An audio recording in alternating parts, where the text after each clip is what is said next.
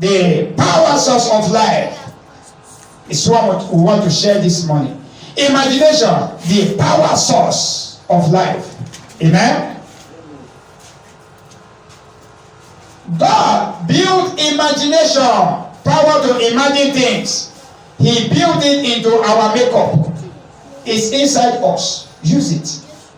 Psalm 103 verse 14 saying, but he knoweth our frame. He knows that we are but dust. God built power of imagination inside you and I. Therefore, make use of it.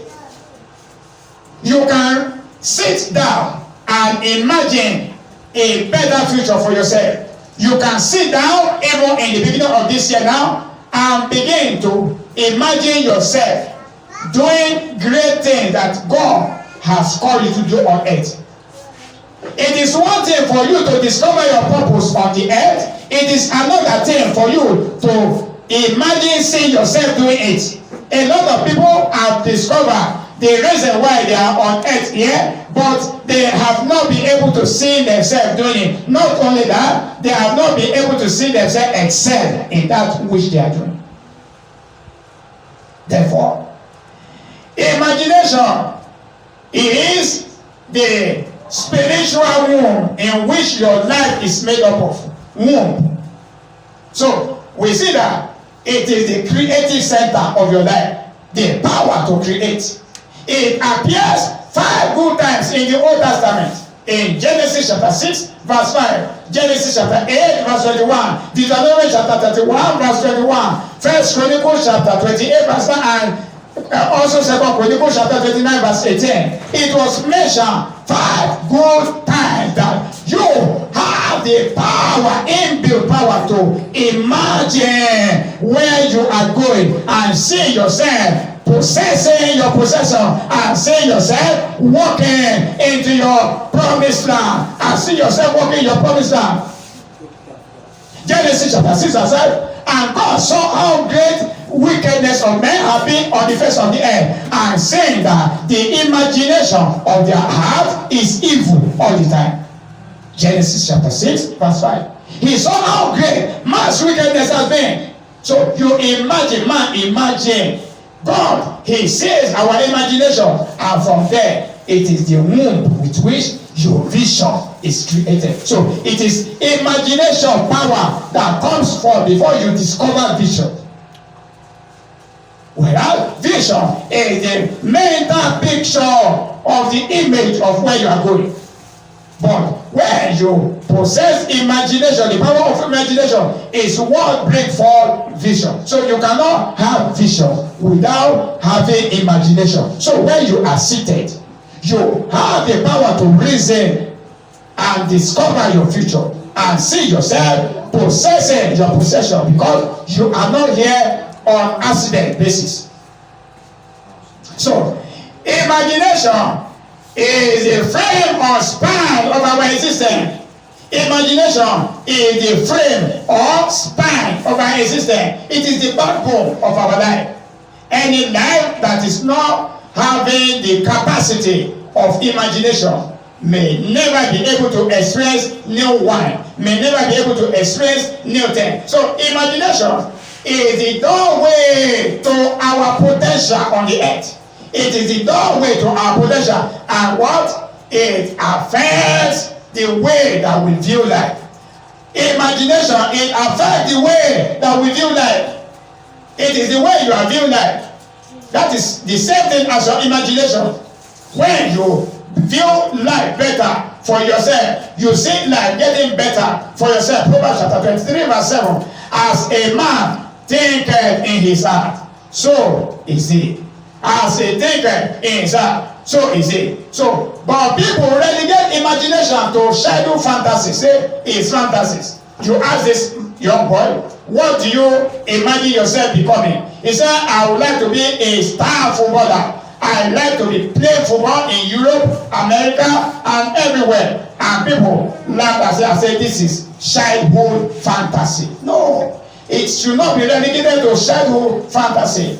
This has a biblical origin for you to sit down and imagine that this year Jesus is transporting you from where you are now and taking you to where you wish to be. And not that you wish to get there, that you are already sitting there, that you are already seeing yourself functioning in that place.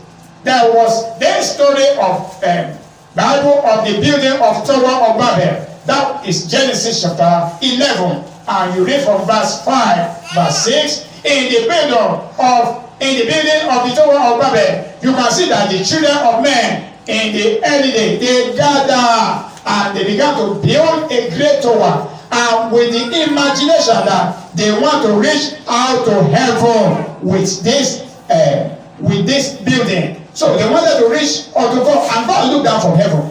That Genesis chapter 11, and God saw that these people, that they are but one. Say these people is one, and they have one language, and they have one language, and they have one purpose. And therefore God said, there is nothing that these people imagine to do that will be restrained from them. So when you imagine where God is taking you, and go and open your eye to see it, no any devil, no any witchcraft can be able to stand your way, because God, He is making a way for you. You know what? It's shocking. God looked down from heaven and said, let us go down and scatter the plans of these people by changing their language, by giving them various language, so that they will not be able to be united to be able to do this work. If power of this imagination can alter God's will, these are people that are not born again. Even God has to rethink about what He wants to do to man. To tell you, God has respect. God has respect for your power of imagination. God has to come down and say, let us go and confuse their language, so that they will not be able to carry out the imagination that they have imagined to carry out upon the face of the earth. So we see also in the book of Genesis chapter 8 verse 21. Genesis chapter 8 verse 21. We see that Noah, after the flood, he reared an altar of sacrifice unto God.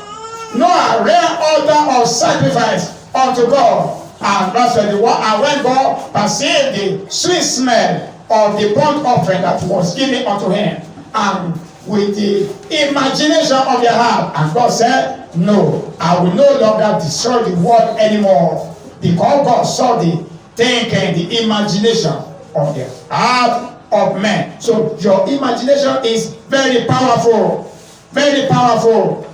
You need to start at the beginning of this year to have a focused thinking about your future. Have a focused thinking about what you want God to do for you this year. Never that you will meet with Jesus and Jesus will say, Son of man, what do you want me to do for you? What do you want me to do for you? And you begin to say blah, blah, blah, blah. But when you are already set with your power of imagination, you measure it easily. Say, this is what I want God to do in my life. Enough is enough for this reproach. Enough is enough for people mocking me. Enough is enough for all of this moving around the mountain. I am not making progress. Enough is enough for all this dirty rag that people are wearing upon my life. So you imagine yourself as Son of God and begin to walk in that reality. And begin to see yourself occupying the space of Son of God. And therefore, God will not restrain anything. He will not put anything back that will make you not to get there. So imagination is powerful. It is the first step in creation. God created you and He made you in His own image. He wants you as well to create something. You must be able to create something. Think it from your imagination. If you want to reach to the top of your potential on earth, you want to reach the highest level where God has designed for you, you must be a visionary man.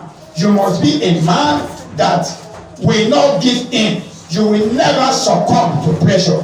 You will never succumb to failure. You will never succumb to negative situation or whatever name that people are calling you. Instead, you will focus on that which Jesus, your author and finisher of your faith, what he has spoken about you, that shall be the one that will keep you moving. That shall be the one that will keep you propelling so that you will not miss his plan in your life. Somebody asks, what is imagination?